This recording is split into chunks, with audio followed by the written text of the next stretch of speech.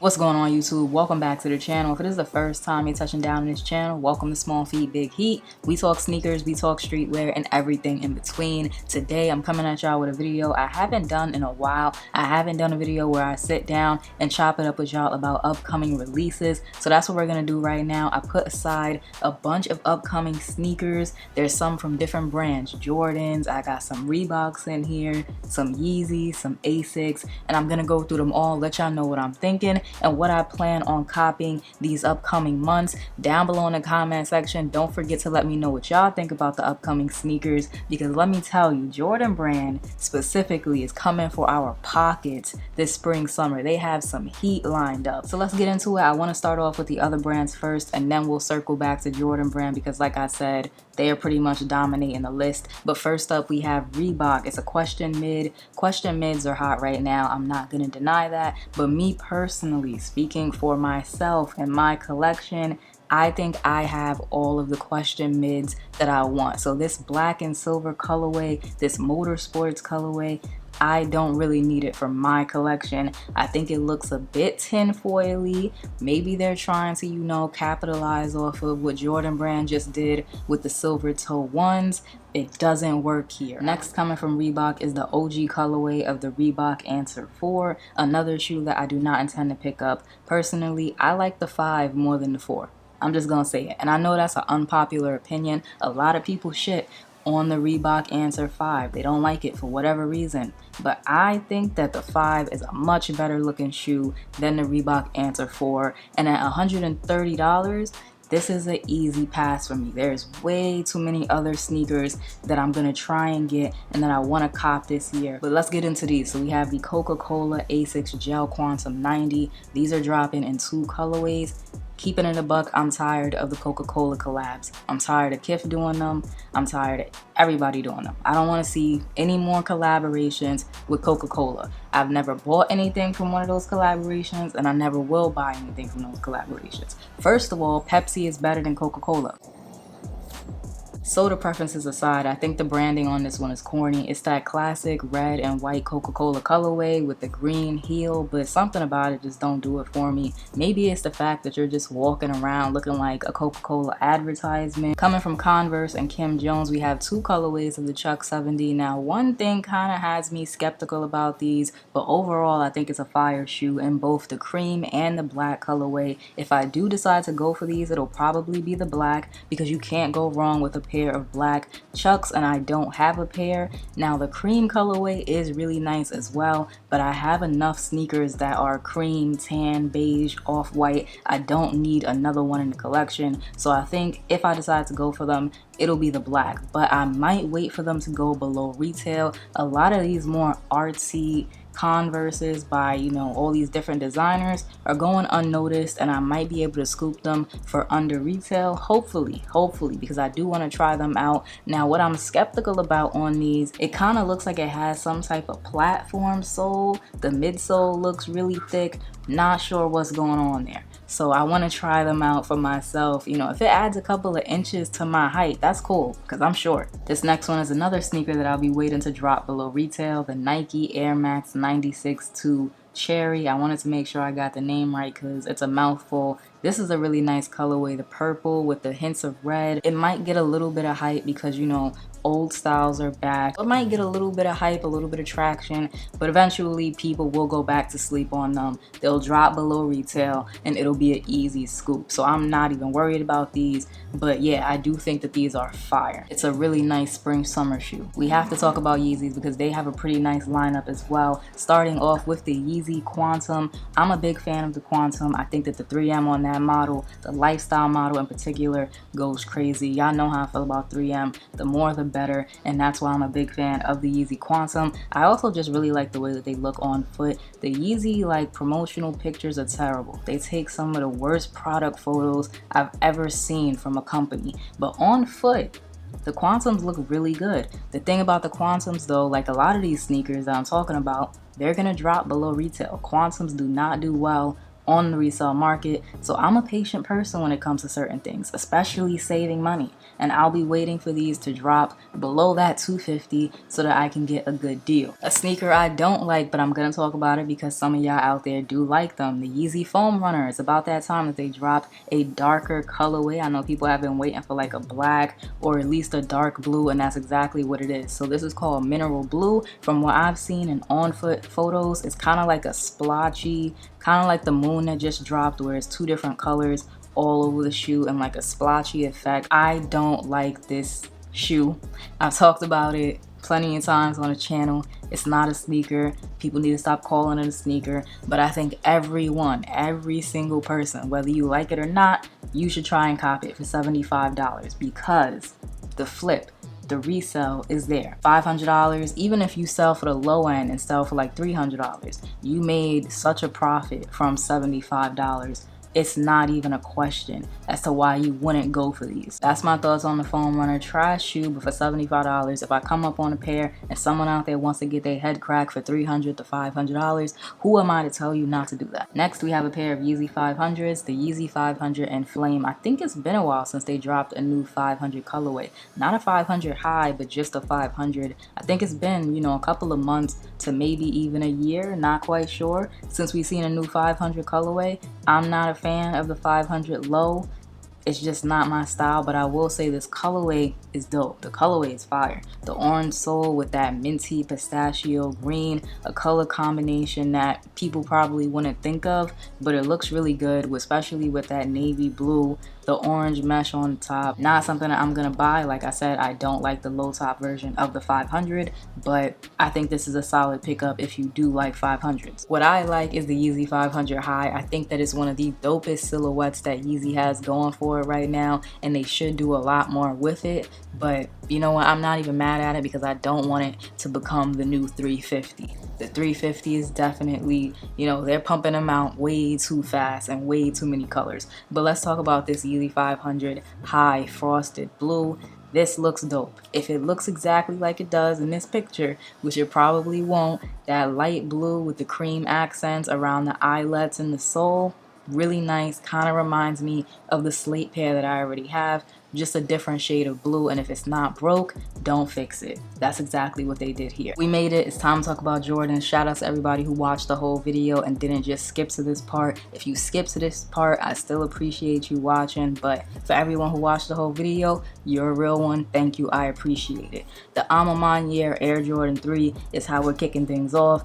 I really love this shoe. I like the aged look to it. I like the way the suede is looking in these official images. And I like the air bubble and how it's just dark on the shoe. It really adds to the aged effect. What I don't like about these, being nitpicky, the drawback, I guess you can say, is that quilted sock liner. It just looks weird. I think they were trying to give the shoe a more feminine touch since it is a women's exclusive, but it just seems a bit odd. And I also want to know, where was the female input? Give me the story, just like you do with the men's shoes.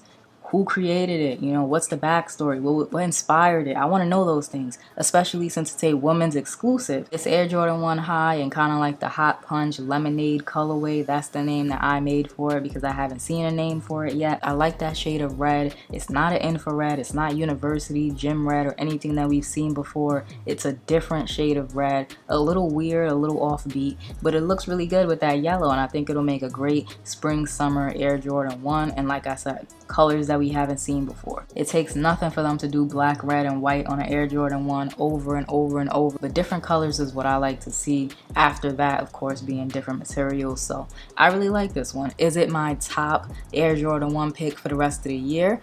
No, definitely not. Next up, we have this Air Jordan 6 that's basically a play off of the Oregon PE. I think this shoe is fire. That black and vault green colorway on the 6, it looks really good.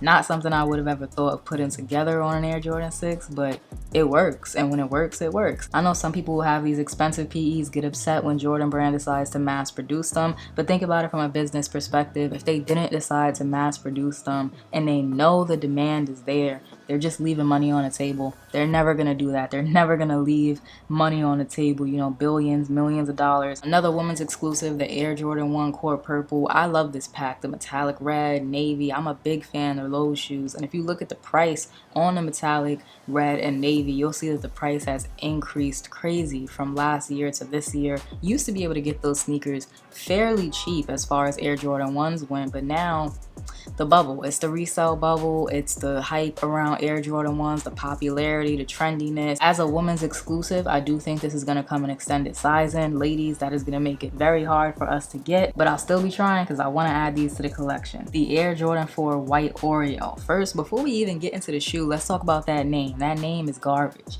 Hopefully between now and then when these release, someone thinks of something better, because that ain't it. White Oreo? We can do better than that. We're not running out of names that quickly that we have to call this shit White Oreo. So I was not digging these at first. I did not like the mock-ups. However, the official images definitely changed my mind. If I miss out on them for retail, I won't be paying resale. I don't like them that much, but I do think it's a really good colorway. Clean, crisp, summertime vibe for sure. I like these. I think people are, being a little bit too harsh on them because they probably want cements to come back out, but we just got cement, so Jordan Brand's not gonna bring that out. The Air Jordan 3 Rust Pink, Jordan Brand knows what they were doing. They were like, you know what, this worked on the Air Jordan 6 when we used it for Laylee May. Just take it, switch it onto a 3, it's gonna sell. And they're absolutely right, because I want these. They are coming for our pockets this year, and they're gonna take all my money because these are fire. If they keep this type of energy, and this isn't even a woman's exclusive, I don't believe so. I'll correct myself somewhere on the screen if I'm wrong, but I don't even think this is a woman's exclusive. These look really, really good. That icy outsole, the pink on the upper. I hope they use good materials on this. The Air Jordan 3 is a great canvas as far as shoe designing goes, and they don't do enough with it, so I love to see stuff like this. Let's move on to this Air Jordan 7. I believe this is a PSG, but I'll correct myself again on the screen if I'm wrong. I usually like the PSG collabs, and this one is no different. I like the transparency in the ankle and on the midfoot. I think that it's dope. It adds something different. This to me honestly just looks like an updated version of the Air Jordan 7 with the Olympics colorways. That's all it looks like. It's just kind of an updated version of that Olympic 7 already. So it's nothing new, it's nothing crazy. They just kind of improved on what already works. Now, they don't have a price tag for this one, but I'm expecting it to be around $220. That might turn some people off if the retail is high, because not everybody is a fan of Jordan 7s and they might not want to pay that price tag, but I think it's a solid shoe. Let's move on. We have the Air Jordan 1 High in the shadow colors, but it's going to be suede this time. I think they're just calling these Shadow 2.0. I think this will probably be in a lot of people's top 5 sneakers of the year because it is a classic colorway, but it's not my top pick for the year. My top pick for the year is those patent leather breads. I'll say that right now. That's the only Jordan 1 that I need coming out this year. Everything else, I'll pass on if I can get that patent leather pair. I love patent leather, but these are cool. It's a classic colorway, black, gray. You really can't go wrong with it. Doing it in suede is a different material. It adds some depth. It gives people something new. They knew that this would sell out, and it is. There are very few Air Jordan 11 low colorways that I like. This legend blue is an easy pass, but what I do need is that citrus. The citrus is fire. I've been wanting the citrus for a while. This is not the first time that the sneaker has come out, so I'm definitely gonna need those. If it's two Air Jordan 11 lows that I love, it's the citrus and the cherries, but I already have the cherries, so I do need these to go along with that. The Air Jordan 7 Flint. I think the nostalgic kind of bombshell last year was definitely the Flint 13s, and this year it will most likely be this Air Jordan 7 Flint. Personally, this is not nostalgic for me. What would be nostalgic for me and what I need Jordan Brand to bring back is the Air Jordan 7 Citrus. That sneaker is it for me. That's my nostalgic 7. I have Cardinals, I have, hairs. I need the citruses. I need them to bring back the Air Jordan 7 Citrus. If anyone from Jordan Brand is watching this video, probably not. Bring back the citruses. The Flints are an easy pass for me, but I'm sure that this is going to make it to a lot of people's sneakers, top 10 sneakers of the year, top 5 sneakers of the year, based off of nostalgia alone. I need someone to explain to me when Air Jordan 13s caught the hype that they did, because I don't get it. Jordan Brand has been hitting us with the Air Jordan 13s quite regularly now in all of these new colorways. Now, OG colorways I like. I'm a fan of the Air Jordan 13. I don't, dislike the model at all, but all of these new colorways, they're definitely lackluster. Like, they're not a must cop, they're not a need for my collection. It just doesn't go that deep for me. Yeah, it's clean, but when you stack it up against everything else that's coming out this year, this wouldn't even be a factor. This is gonna be the constellation shoe, I guarantee you. This sneaker is gonna come out on a day that one of the other hype sneakers are coming out, probably that Shadow 2.0, maybe the UNC 4s, and this is gonna be that constellation shoe that people pick up because they took an L on the really big release for that day. Travis Scott dropping yet another Air Jordan collab. I think he has that rumor of like the Fragment Air Jordan 1 floating around, and then there's also this one, the Travis Scott Air Jordan 6 in like this khaki colorway. I like this one. I think it's dope. I don't have a pair of Travis 6s. I don't have the earlier olive pair. I can definitely see the prices of the olive pair rising. So if you wanted a pair of those, now would be your time to cop, because once this brown pair drops, that price is just going to go up. Travis Scott is going to continue to take advantage of every opportunity that comes his way. Drinks, clothing, whatever it is, while he has that popularity and that clout. That aside, I still think the saddlebag on the 6 is cool, and I really like that brown and orange color combination with the gray accents. I think it's a good looking sneaker. The Air Jordan 4 University Blue, someone's gonna have to explain the hype to me on this one. I do not like this sneaker, and I know I've said in past videos that I did like the sneaker, but I wouldn't be going for it. I think I was just being nice, because the more I look at these, the more I actively dislike them. Cement and University Blue, it just looks weird to me. I know some people don't like the tongue tag. That's the least of my concerns, and that's coming from someone who likes Air Jordan 4s. I probably have more 4s than any other silhouette in my collection. I love the Air Jordan 4. I just don't love this colorway. But if you're picking it up, let me know down below in the comment section, what's your favorite part of the shoe? Is it the cement accents, or is it the University Blue suede? All right, we down to the wires, the last two shoes, and the first one is the Air Jordan 1 Hyper Royal.